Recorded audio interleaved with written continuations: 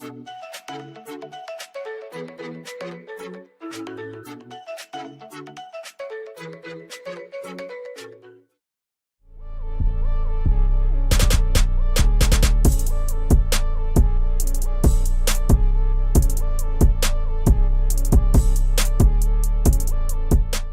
nouveau MacBook Air est là et avec lui une nouvelle puce et un nouveau design et c'est de ça qu'on va parler aujourd'hui.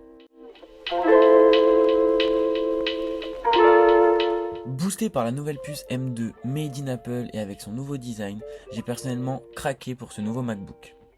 Cette puce M2 est un tout petit peu plus puissante que la puce M1, 1,4 fois plus puissante seulement pour être précis, et elle n'est d'ailleurs pas plus puissante que les puces M1 Pro, M1 Max ou M1 Ultra. Fini le style goutte d'eau, place à un design plus plat et franchement c'est magnifique. Pas d'inquiétude, il n'en est pas plus épais, il est même plus fin en fait. De nouveaux coloris font leur apparition, il y a les classiques argent et gris sidéral, mais aussi les nouveaux et somptueux minuit et lumière stellaire. C'est toujours le Magic Keyboard qui accompagne ce MacBook, mais les touches de fonction ont été agrandies pour ressembler aux autres touches du clavier, ce qui au début fait bizarre, mais finalement ça semble logique. Le bouton qui renferme Touch ID a aussi été amélioré et ressemble maintenant à celui présent sur les MacBook Pro 14 et 16 pouces. L'écran maintenant, il a été très légèrement amélioré et il est un petit peu plus lumineux et c'est toujours du LCD même si c'est sûrement le meilleur du marché. La fameuse encoche qui a fait couler beaucoup d'encre quand on l'a vu apparaître sur les MacBook Pro est présente sur ce nouveau MacBook Air. Il faut aimer, c'est à vous de voir. Malgré que cette encoche ne soit pas des plus utiles, c'est vrai, elle renferme une caméra qui filme enfin en 1080p et ça c'est une amélioration qui est la bienvenue. Et pour finir ce lot de nouveautés, le port MagSafe est de retour et ça c'est vraiment une bonne nouvelle.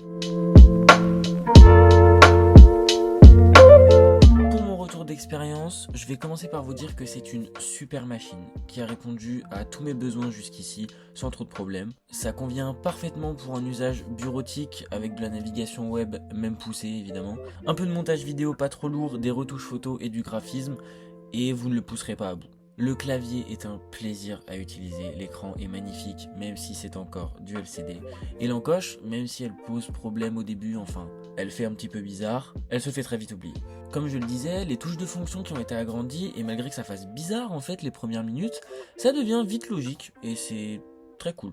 Malgré les quelques montages vidéo que j'ai fait, ou même quand j'utilisais plusieurs logiciels en même temps, je l'ai jamais senti chauffer et pourtant j'ai fait attention.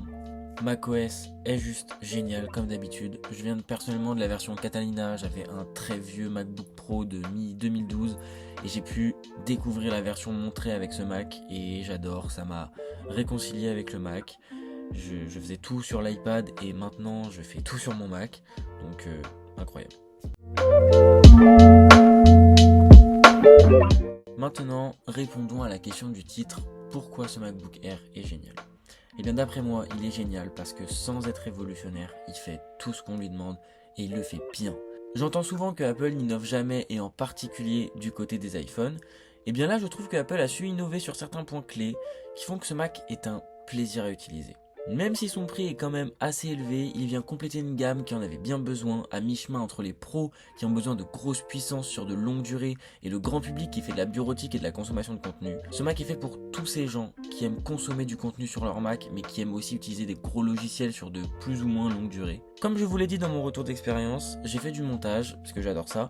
J'ai d'ailleurs monté cette vidéo sur le MacBook Air M2 et honnêtement, pas de ralentissement, pas de chauffe. Je pense que la cible pour ce nouveau Mac, ce sont les techos comme moi, qui aiment les beaux produits, la puissance, mais qui n'ont pas forcément une utilisation extrêmement lourde de leur Mac. Pour conclure, j'aimerais ajouter que ce nouveau Mac est l'ultra portable à son paroxysme, et mon Dieu, qu'est-ce qu'il est sexy.